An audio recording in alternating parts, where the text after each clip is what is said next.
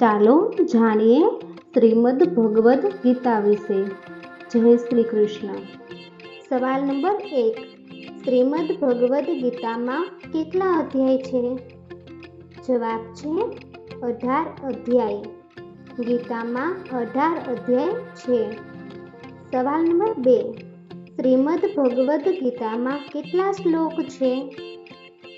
જવાબ છે 700 શ્લોક. શ્રીમદ ભગવદ્ ગીતામાં 700 શ્લોક છે. સવાલ નંબર 3. ગીતાનો મુખ્ય હેતુ શું છે? જવાબ છે ઈશ્વરનું જ્ઞાન, આત્માનું જ્ઞાન અને સૃષ્ટિનું જ્ઞાન સ્પષ્ટ કરવાનો.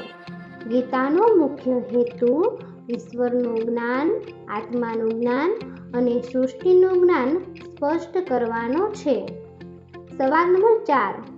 ગીતા અનુસાર સૌથી પવિત્ર શું છે? જવાબ છે શ્રીમદ ભગવદ્ ગીતા અનુસાર ભક્તિ અને પ્રેમમાં સમર્પિત થવું. સવાલ નંબર 5. ગીતા કઈ ભાષામાં લખાણી છે? જવાબ છે સંસ્કૃત. ગીતા સંસ્કૃત ભાષામાં લખાણી છે. સવાલ નંબર 6.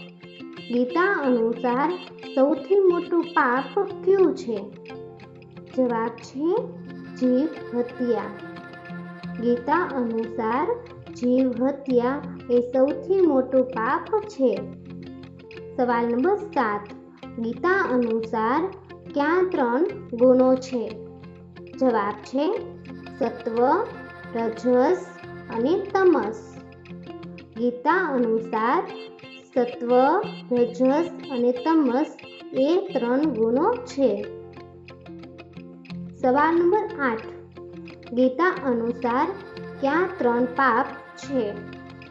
જવાબ છે કામ, ક્રોધ અને લોભ. ગીતા અનુસાર કામ, ક્રોધ અને લોભ એ 3 પાપ છે. સવાલ નંબર 9.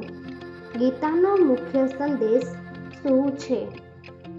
જવાબ છે માણસ જે કર્મ કરે છે તેવું ફળ તેને મળે છે.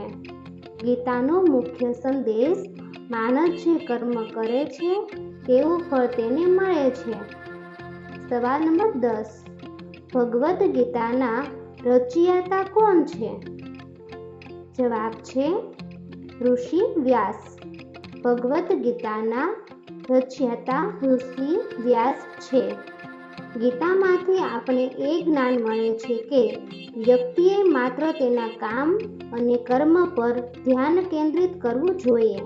તેમજ કોઈ પણ કાર્ય કરતી વખતે એ વાતનું ધ્યાન રાખવું જોઈએ કે આપણે જે પણ કાર્ય કરી રહ્યા છીએ તેનું પરિણામ આપણે ચોક્કસ મળશે. ગીતા આપણે કહે છે કે જીવન શું છે અને તે કેવી રીતે જીવવું જોઈએ. આત્મા અને ભગવાનનું મિલન કેવી રીતે થાય છે, સારા અને ખરાબની સમજ શા માટે મહત્વપૂર્ણ છે, આ બધા રહસ્યમય પ્રશ્નોના જવાબ આપને ગીતા પાસેથી મળે છે. દોસ્તો, વિડીયો પસંદ આવ્યો હોય તો લાઈક કરો અને ચેનલમાં નવા હોય તો ચેનલને સબસ્ક્રાઈબ કરો અને પછી બેલ આઇકન ઉપર ક્લિક કરો જેથી નવા વિડીયો જોવો સૌથી પહેલા.